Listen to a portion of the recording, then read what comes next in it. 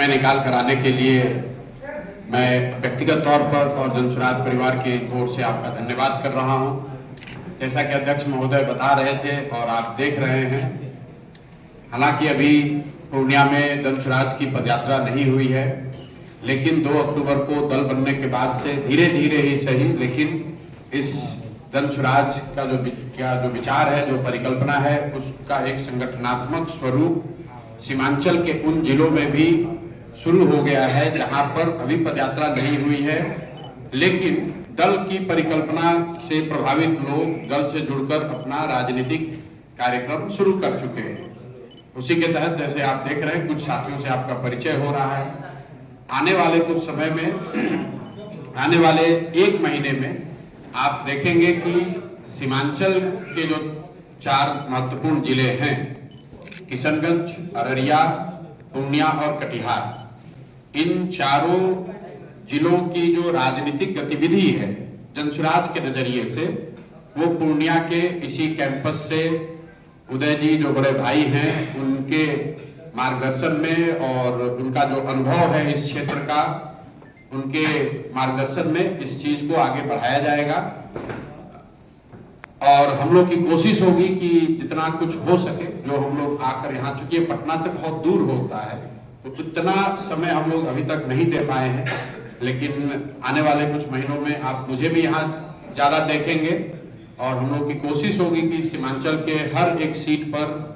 जैसे पूरे 243 में जितनी मेहनत, जितनी तैयारी अन्य बिहार के अन्य राज्य के अन्य हिस्सों में की जा रही है, उतनी ही ईमानदारी, उतनी ही मेहनत और परिश्रम करके सीमांचल के इन सीटों पर भी जनसुराज एक बेहतर विकल्प के तौर पर जनता के सामने अपना नजरिया, अपना विकल्प प्रस्तुत करे। जनसुराज का जो उद्देश्य है आपको मालूम है, पिछले 30-35 साल से बिहार में जो एक राजनीतिक बंधुआ मजदूरी है, जिसमें समाज का एक बड़ा वर्ग न चाहते हुए भी लालू जी के जंगल राज के डर से नीतीश कुमार और भाजपा को वोट करता है, उसी तरह मुसलमानों का एक बड़ा वर्ग सिर्फ भाजपा के डर से, उनके पास विकल्प न होने की वजह से लालटेन को, राजद को वोट करता है। उस विकल्पहीनता को खत्म करना, राजनीतिक बंधुआ मजदूरी को खत्म करना, ताकि विकल्प के अभाव में किसी व्यक्ति को गलत दल और नेता का चुनाव न करना पड़े, उनको वोट न देना पड़े। इसलिए जनसुराज की स्थापना, एक उद्देश्य जनसुराज की स्थापना के पीछे वो भी है। आप देखेंगे आने वाले विधानसभा चुनाव में जनसुराज यहाँ मजबूती से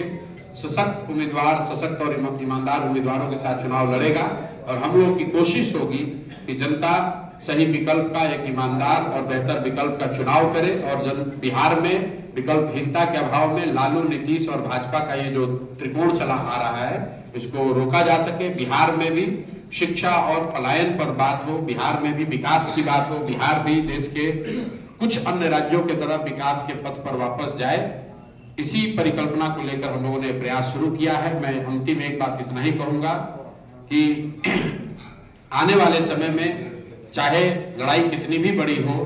जो बातें हम लोगों ने पिछले 2-2.5 साल में पदयात्रा के दौरान, इस अभियान के दौरान गांव-गांव में जाकर कहा है, उसमें उसकी ईमानदारी और शुद्धता